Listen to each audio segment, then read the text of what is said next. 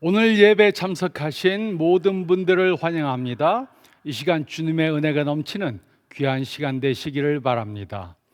우리는 지금 1년 남은 삶이라는 메시지 시리즈를 하고 있습니다. 우리는 이번 시리즈를 통해 후회 없는 삶을 사는 방법에 대해 생각해 보고 있습니다. 사람들은 자신의 수명이 얼마 남지 않았다는 것을 깨달으면 남은 시간을 어떻게 보내야 하는지 명확히 알게 됩니다. 그들은 사소한 일들로 시간을 보내지 않으려고 하고 남은 시간을 최대한 중요한 일들을 위해 사용하기 원합니다. 그런데 왜 우리는 암 진단을 받거나 사랑하는 사람을 잃을 때까지 이렇게 중요한 일들을 위해 살지 못하는 것입니까? 이번 시리즈 동안 우리는 인생이 1년밖에 남지 않았다는 것처럼 우리들의 남은 삶을 사는 방법에 대해 생각해 보고 있습니다. 이것은 올해 마지막에 우리의 삶이 끝난다는 것이 아닙니다. 대신에 올해가 마지막인 것처럼 살면 우리는 진정으로 의미 있게 사는 법을 배우게 될 것입니다. 지난주에는 열정을 가지고 사는 것에 대해 생각해 보았습니다. 그리고 오늘은 사랑을 나누며 사는 방법에 대해 생각해 보겠습니다. 높은 산을 등반한 경험이 있으십니까? 저는 오래전에 이집트에 가서 그곳에 있는 제벨 무사라는 산을 등반한 적이 있습니다. 제벨 무사란 아랍어로 모세의 산이라는 뜻입니다. 많은 사람들은 이 산이 바로 모세가 10계명을 받은 신의 산이라고 생각합니다. 이 산은 해발 7,500핏이 되는 아주 높은 산입니다. 저희를 데리고 간 교수님은 그 산을 오르기 위해 미리 많은 운동을 하고 오라고 그렇게 말했습니다. 그러나 저는 그 산을 과소평가했습니다. 그래서 별 준비를 하지 않고 그곳에 갔습니다. 새벽 5시에 일어나서 그곳으로 출발해서 아침 9시경부터 그 산을 오르기 시작했습니다. 오후 1시경이 되어서 그 산 꼭대기에 도착했습니다. 그곳에서 점심 식사를 하고 예배를 드렸습니다. 그리고 하산하니까 저녁 6시쯤 되었습니다. 그날은 제 생에 가장 고난을 많이 받은 날입니다. 그 이유가 무엇이었습니까? 저는 그 산을 오르는 것을 쉽게 생각해서 산을 오르기 위해 준비를 하지 않았기 때문입니다. 우리는 지금 1년 남은 삶이라는 설교 시리즈를 하고 있습니다. 이 시리즈를 통해 나의 삶이 1년밖에 남지 않았다면 나는 무엇을 할 것인가? 라는 질문에 대해 생각해 보고 있습니다. 우리가 우리의 삶이 얼마 남지 않았다는 것을 알면 우리는 우리의 삶을 대대적으로 바꿀 것입니다. 우리는 우리의 남은 시간을 배우자와 부모님과 자녀들과 친구들과 이웃들을 사랑하기 위해서 사용할 것입니다. 예수님께서는 사랑하는 삶의 중요성에 대해 말씀해 주셨습니다. 요한복음 15장 12절은 다음과 같이 기록했습니다. 내 계명은 곧 내가 너희를 사랑한 것 같이 너희도 서로 사랑하라 하는 이것이니라. 하지만 다른 사람들을 사랑하는 것은 그렇게 쉽지가 않습니다. 이것은 마치 매우 높은 산을 올라가는 것과 같습니다. 우리가 배우자, 부모님, 자녀들, 친구들, 이웃들, 직장의 동료들을 온전히 사랑하는 것은 절대로 쉽지가 않습니다. 그러나 많은 경우 우리는 다른 사람들을 사랑하는 것이 얼마나 쉬운가에 대해 그것을 과소평가합니다. 그래서 우리는 다른 사람들을 사랑하기 위해 해야 할 준비를 하지 않습니다. 그러므로 우리가 다른 사람들을 사랑하기 위해 어떤 일들을 해야 합니까? 사도 요한은 요한일서 3장 11절에서 24절에서 다른 사람들을 온전히 사랑하기 위해 다음에 세 가지 것들을 하라고 말해 주었습니다. 첫째로 11절로 15절 말씀을 보면 우리는 사랑하도록 서로 격려해야 합니다. 우리는 사랑하도록 서로 격려해야 합니다. 11절로 15절은 다음과 같이 기록했습니다. 우리는 서로 사랑할지니 이는 너희가 처음부터 들은 소식이라. 가인같이 하지 말라. 그는 악한 자에게 속하여 그 아우를 죽였으니 어떤 이유로 죽였느냐?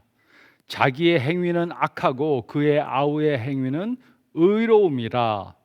형제들아, 세상이 너희를 미워하여도 이상히 여기지 말라. 우리는 형제를 사랑함으로 사망에서 옮겨 생명으로 들어간 줄을 알거니와 사랑하지 아니하는 자는 사망에 머물러 있느니라. 그 형제를 미워하는 자마다 살인하는 자니 살인하는 자마다 영생이 그 속에 거하지 아니하는 것을 너희가 아는 바라. 이곳에서 너희가 처음부터 들은 소식이란 무엇을 뜻합니까? 그것은 바로 서로 사랑하라는 명령입니다. 사랑은 하나님의 본성이기 때문에 우리가 처음부터 들었던 메시지였습니다. 사랑은 창세 전부터 있었습니다. 그런 다음 요한은 이것을 설명하기 위해 가인의 예를 들었습니다. 사랑이 처음부터 있었던 것처럼 미움도 처음부터 있었습니다. 하나님의 자녀와 마귀의 자녀, 사랑과 증오, 삶과 죽음, 자기 희생과 살인 사이의 선택은 인간의 존재의 시작부터 있었습니다. 악한 자에게 속한 가인이 자기 동생을 죽였습니다. 그 이유는 아벨의 행위가 의로웠기 때문입니다. 어두움은 빛을 이길 수 없습니다. 도덕과 부도덕, 사랑과 증오, 자기 희생과 탐욕은 함께 공존할 수 없습니다. 그러므로 우리는 신앙 공동체에 대한 세상의 증오에 너무 놀라면 안 됩니다. 신앙 공동체가 세상의 죄, 탐욕, 증오, 사악함을 폭로하면 세상 사람들로 핍박이 올 것을 예상해야 합니다. 그러면 누가 하나님께서 난 자인지 어떻게 알 수 있습니까? 누가 하나님의 자녀인지 어떻게 알 수 있습니까? 사랑이 우리가 영적 사람인 것을 증명해 줍니다. 반대로 사랑하지 않는 사람은 생명이 없고 죽음 안에 거하는 것을 증명해 줍니다. 그러므로 다른 사람을 미워하는 사람은 하나님의 생명도 없고 거듭남도 없고 하나님과의 교제도 없습니다. 그렇기 때문에 예수님의 제자된 우리들은 서로 사랑해야 합니다. 그러기 위해 우리는 사랑하도록 서로를 격려해야 합니다. 사랑은 혼자서 할 수 있는 것이 아닙니다. 사랑은 함께 같이 해야 합니다. 제가 시내산을 오르기 위해 그곳에 도착했을 때 저는 큰 문제에 봉착했다는 것을 알았습니다. 왜냐하면 그 산은 엄청 높았기 때문입니다.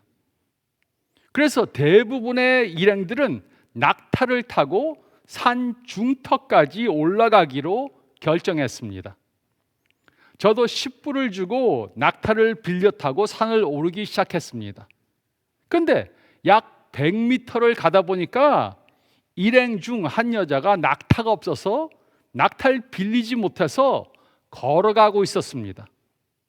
그것을 보고 저는 사나이로서 그냥 보고만 있을 수가 없었습니다. 그래서 저는 제 낙타를 그녀에게 주고 걸어서 산을 오르기 시작했습니다. 멋있지 않습니까? 그런데 15분을 걷다가 저는 후회했습니다. 괜히 내 낙타를 주었다. 다리가 엄청 아팠습니다. 이렇게 4시간을 걸어서 올라갈 것을 생각하니까는 끔찍했습니다. 사나이고 나발이고 낙타를 준 것에 대해서 무척 후회했습니다. 산을 오르는 것을 포기할까도 생각했습니다.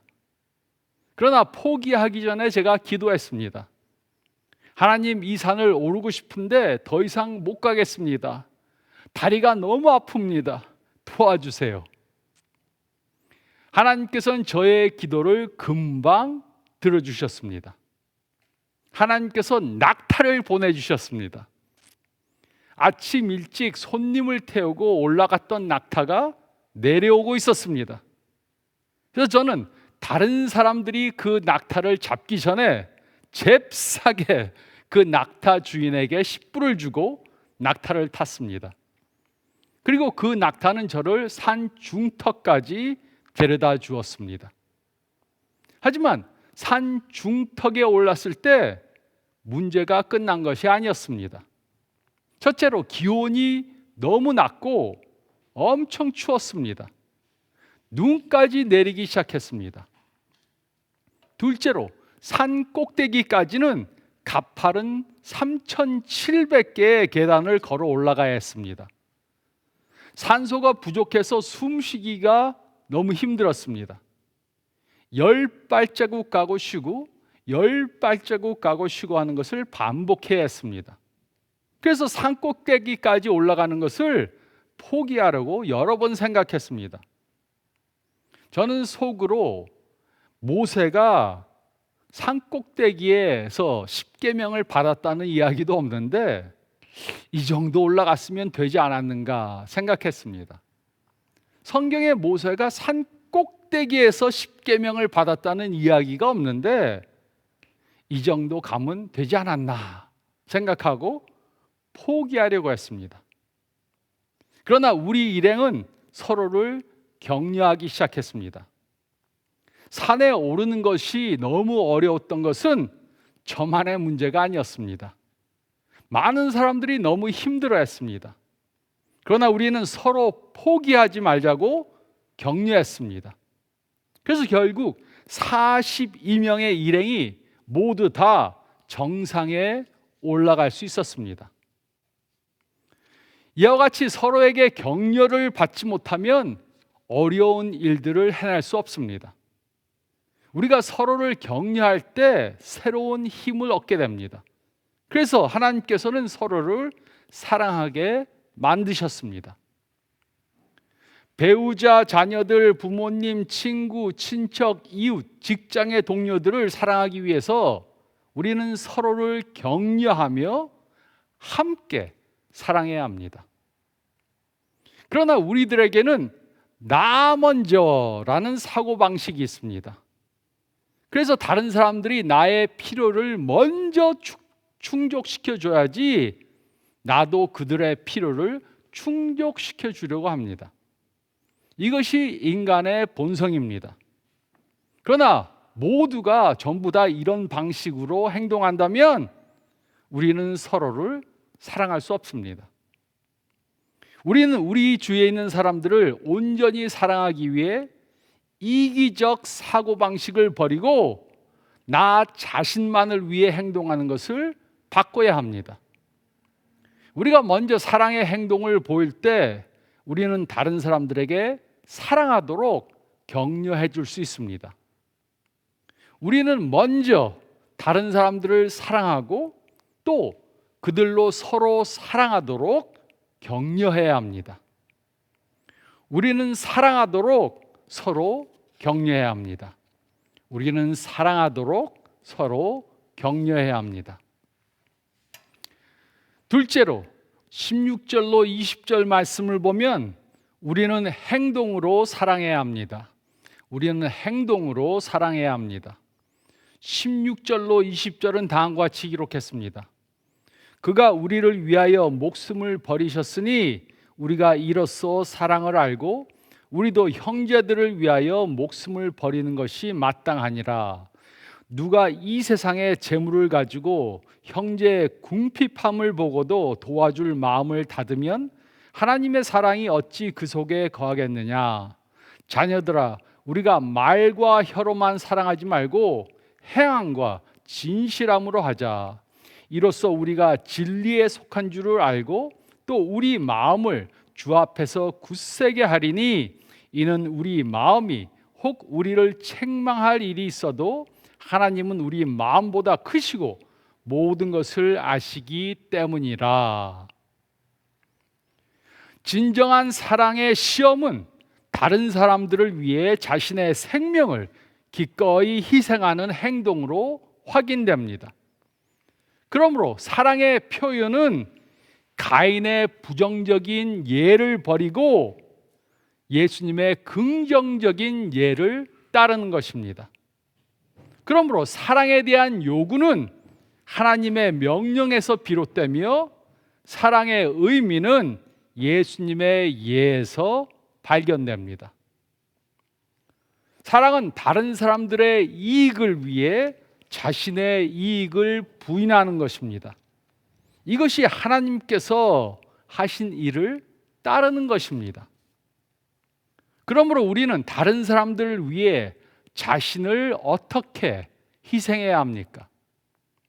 우리가 다른 사람을 사랑하면 그들을 위해 물질적으로 희생해야 합니다. 사랑은 말로만 하는 것이 아닙니다. 사랑은 고난에 처한 형제 자매들의 필요를 충족시키는 것으로 하는 것입니다. 사랑이 없는 그러한 행동이 없는 사랑은 공허할 뿐만 아니라 모욕하는 것입니다. 사랑한다 그러면서 행동이 없는 것은 공허할 뿐만 아니라 그 사람을 모욕하는 것입니다. 잘 지내기 바랍니다 라고 말하면서도 육체적인 필요를 돌보지 않는 것은 아무 소용이 없는 것입니다.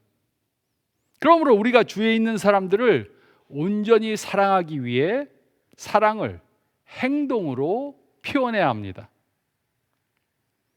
오래전에 한국 유행가 중에 사랑은 눈으로 한대요, 이런 노래가 있었습니다. 저는 사랑을 눈으로 어떻게 하는지 모르지만 성경은 사랑은 행동으로 하는 것이라고 말하고 있습니다. 제가 시내산에 올랐을 때 또 다른 큰 실수를 했는데, 그것은 불편한 신발을 신고 갔다는 것입니다. 그래서 발이 무척이나 아팠습니다. 저는 모세는 이 산을 도대체 어떻게 샌들을 신고 올라갔는지 너무 궁금했습니다. 높은 산을 어떻게 올라가야 합니까? 아무리 산이 높더라도 한 걸음씩 올라가야 합니다. 그래서 높은 산을 올라가기 위해서는 편한 신발보다 중요한 것이 없습니다. 우리가 다른 것들을 다 준비했어도 편한 신을 신지 않았다면 높은 산의 정상에 도달할 수 없습니다. 그리고 우리는 편한 신발을 신고 한 걸음씩 정상을 향해 가야 합니다. 이와 같이 우리가 주위에 있는 사람들과 사랑의 관계를 맺기 원해서는 작은 사랑의 행동들을 하나씩 자주 행해야 합니다. 어떤 작은 행동들은 중요하게 보이지 않을 수 있지만 작은 사랑의 행위들은 우리들의 관계에 큰 변화를 가져다 줍니다. 잘 생각해 보시기 바랍니다. 우리들의 관계를 좋게 하는 것은 어떤 큰 일 하나가 아닙니다. 큰 다이아몬드 반지가 아닙니다. 큰 집이 아닙니다. 비싼 자동차가 아닙니다. 또 비싼 휴가를 가는 것이 아닙니다. 우리들의 관계를 좋게 만드는 것은 여러 번 작은 행동들을 보이는 것입니다. 안부 전화, 사랑의 편지, 다정한 말, 작은 것들이 우리를 사랑하도록 만들어줍니다. 작은 행동들이 우리들의 관계를 더 좋게 만들어줍니다. 반대로 우리들의 관계를 망치는 것 또한 큰일들이 아닙니다. 부모들이 자녀들에게 하는 부정적인 말들, 남편의 짜증, 아내의 바가지, 상관의 편애, 우리가 자주 행하는 작은 행동들이 우리의 관계를 좋게 만들거나 아니면 파괴시킵니다. 그러므로 누군가를 사랑하려면 작은 사랑의 행동들을 자주 행해야 합니다. 사랑은 행동으로 하는 것입니다. 작은 사랑의 행동들은 우리를 사랑의 정상에 도착하게 만들어줍니다. 우리는 행동으로 사랑해야 합니다. 우리는 행동으로 사랑해야 합니다. 그리고 셋째로 21절로 24절 말씀을 보면 우리는 성령님의 도움을 받아야 합니다. 우리는 성령님의 도움을 받아야 합니다. 21절로 24절은 다음과 같이 기록했습니다. 사랑하는 자들아, 만일 우리 마음이 우리를 책망할 것이 없으면 하나님 앞에서 담대함을 얻고 무엇이든지 구하는 바를 그에게서 받나니 이는 우리가 그의 계명을 지키고 그 앞에서 기뻐하시는 것을 행함이라. 그의 계명은 이것이니 곧 그 아들 예수 그리스도의 이름을 믿고 그가 우리에게 주신 계명대로 서로 사랑할 것이니라. 그의 계명을 지키는 자는 주 안에 거하고 주는 그의 안에 거하시나니 우리에게 주신 성령으로 말미암아 그가 우리 안에 거하시는 줄을 우리가 아느니라. 우리는 하나님과 교제하도록 부르심을 받았습니다. 그리고 우리가 하나님과 평화를 가질 때 기도를 담대하게 할 수 있습니다. 우리는 하나님의 뜻대로 구하는 것은 무엇이든지 받을 수 있다는 담대함을 갖게 됩니다. 그러나 이런 확신을 가지려면 우리는 하나님께 순종해야 합니다. 우리는 먼저 서로 사랑해야 합니다. 하나님께서는 구하는 자들에게 가장 좋은 것들을 주십니다. 하지만 구하는 것을 받으려면 먼저 서로 사랑해야 합니다. 그러므로 예수님을 믿는 믿음과 사랑의 행동은 함께 가야 합니다. 예수님 안에 거한다는 증거는 예수님의 명령에 순종하는 것입니다. 또 예수님을 믿는다는 증거는 우리들에게 주신 성령님이십니다. 우리 안에 거하시는 성령님이 우리가 예수님을 믿는다는 것을 확증시켜 줍니다. 우리가 예수님께 순종하며 사랑하는 삶을 살기 위해 우리는 우리 안에 거하시는 성령님의 도우심이 필요합니다. 누구를 온전히 사랑하는 것은 절대로 쉽지 않습니다. 성경은 우리들의 힘만으로는 누군가를 온전히 사랑하는 것이 불가능하다고 말해줍니다. 다른 사람들을 사랑하기 위해 우리는 성령님의 도우심을 받아야 합니다. 우리 안에 거하시는 성령님의 그 초자연적인 능력을 입을 때 우리는 다른 사람들을 온전히 사랑할 수 있게 됩니다. 우리는 성령의 능력으로만 다른 사람들을 온전히 사랑할 수 있습니다. 사랑의 부부관계를 성령님 없이 이룰 수 없습니다. 사랑의 가정을 성령님 없이 이룰 수 없습니다. 사랑의 친구 관계를 성령님 없이 이룰 수 없습니다. 교회, 사랑의 교회를 성령님 없이 이룰 수 없습니다. 우리들에게는 성령님이 주시는 능력이 필요합니다. 그래야 서로 사랑할 수 있습니다. 제가 해발 7,500핏이 되는 시내산에 올랐을 때 저는 체력의 한계를 느꼈습니다. 그런데 언젠가 TV에서 사람들이 해발 29,000핏이 되는 에베레스트 산에 오르는 것을 본 적이 있습니다. 에베레스트 산은 전 세계에서 가장 높은 산입니다. 그들은 화씨 영하 40도의 추위와 싸웠습니다. 손과 발에 동상이 걸렸습니다. 산소가 부족해서 겨우 숨을 쉴 수 있었습니다.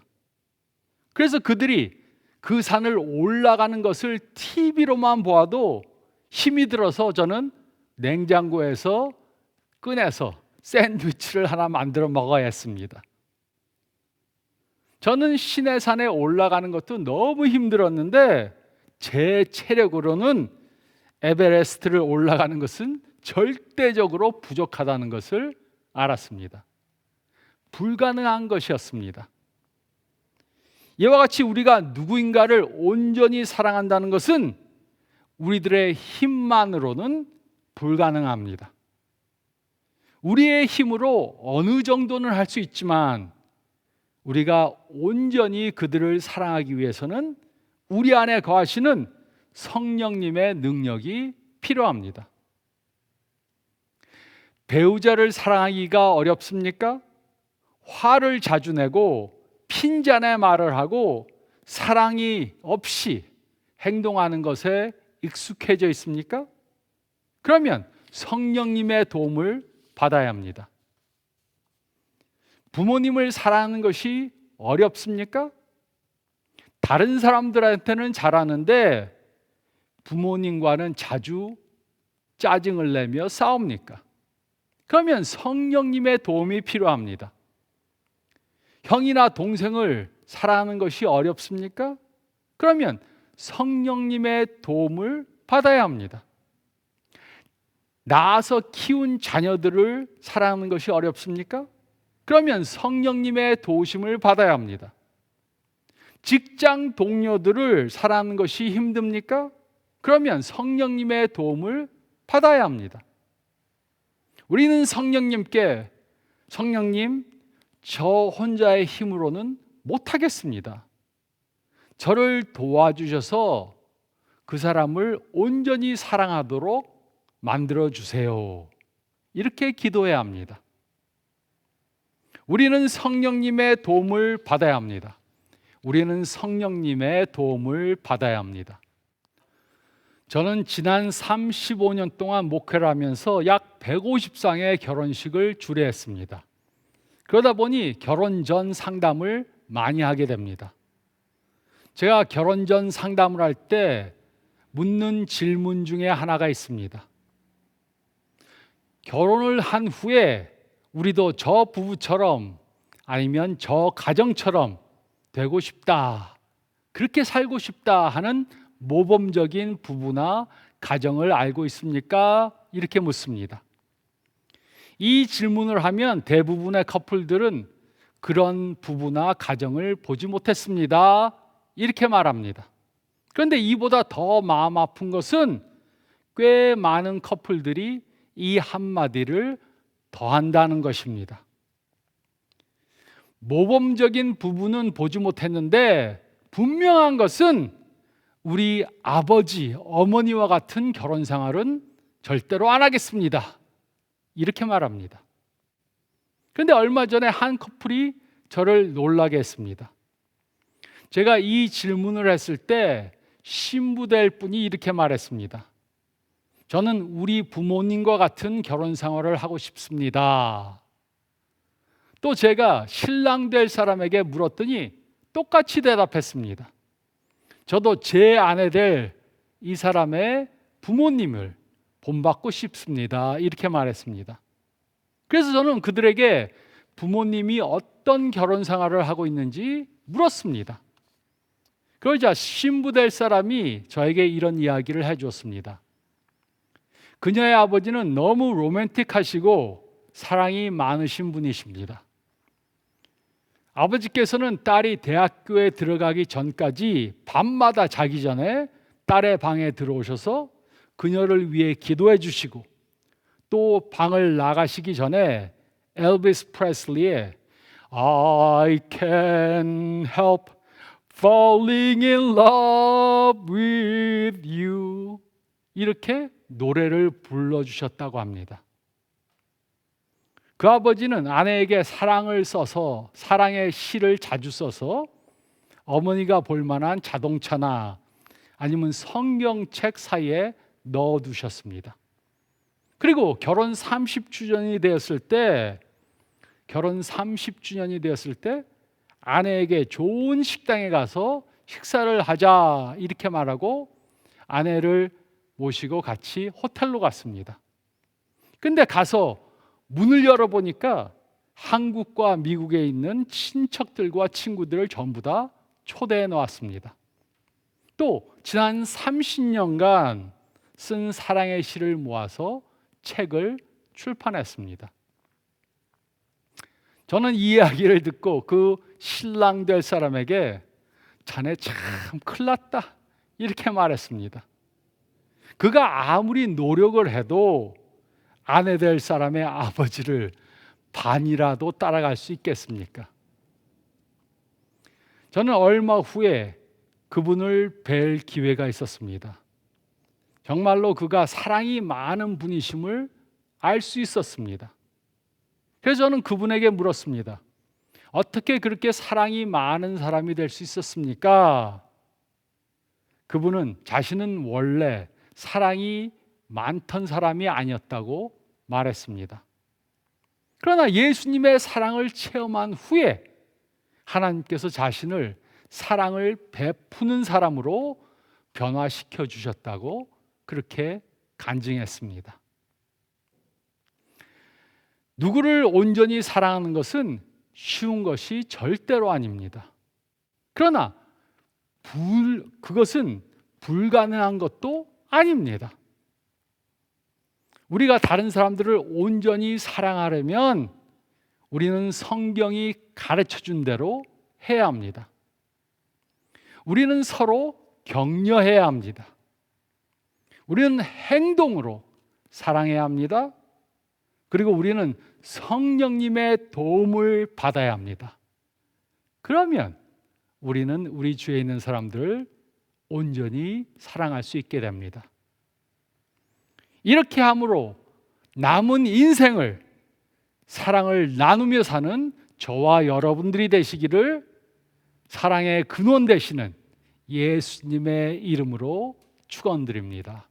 저희 다 같이 기도드리겠습니다. 잠깐 머리를 숙이시고 오늘 말씀 다시 한번 생각해 보시기 바랍니다. 나는 지금 어떤 삶을 살고 있는가? 나는 사랑을 온전히 이루는 삶을 살고 있는가? 자신의 삶을 돌아보시기 바랍니다. 나는 서로 싸우는 삶을 살고 있는가? 아니면 서로 격려하는 삶을 살고 있는가? 나는 말로만 사랑한다고 하는 삶을 살고 있는가? 아니면 행동으로 사랑을 표현하는 삶을 살고 있는가?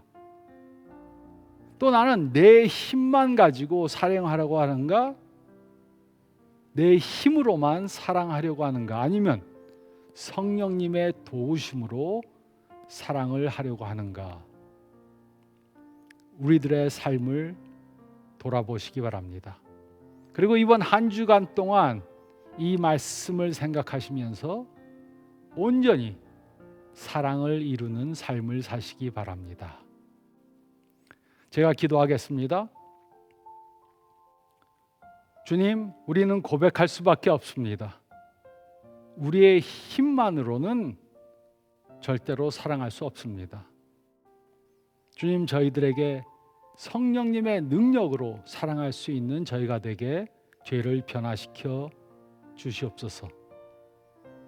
또 마음속에 사랑이 있어도 그것을 말로만 하는 저희들이 되지 않고 행동으로 직접 사랑을 보이는 저희들이 되게 도와주시옵소서. 또 다른 사람들이 먼저 사랑하기를 기다리는 것이 아니라 우리가 먼저 사랑하는 우리 모두가 되게 도와주시옵소서. 그러므로 세상에 있는 사람들이 우리가 예수님의 제자라는 것을 저희가 사랑하는 삶을 살기 때문에 볼 수 있도록 도와주시옵소서. 한 주간 이 말씀 붙잡고 온전히 사랑을 나누는 삶을 살게 도와주시옵소서. 간절히 바라올 때 이 모든 말씀 우리 주님 예수 그리스도의 이름 받들어 간절히 기도드리옵나이다. 아멘. 이렇게 한 주간 동안 온전히 사랑을 나누는 모두가 되시기를 바랍니다. 건강하시기 바랍니다.